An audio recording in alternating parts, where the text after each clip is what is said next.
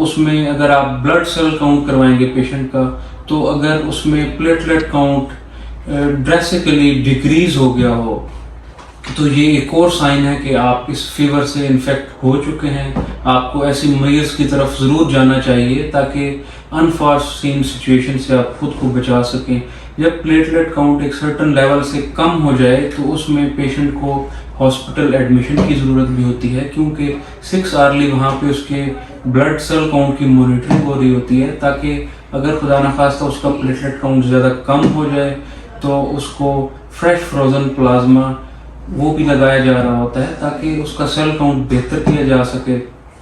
क्योंकि मसला ये होता है, जब आपका प्लेटलेट काउंट कम हो जाए, सेल काउंट आपका डिक्रीज हो जाए, तो जो ब्लीडिंग टेंडेंसी होती है वो बढ़ जाती है। आपको ओरली ब्लड आ सकता है, नोज से ब्लड आ सकता है, विद स्टूल भी ब्लड आ सकता है, या कहीं पे आपको छोटा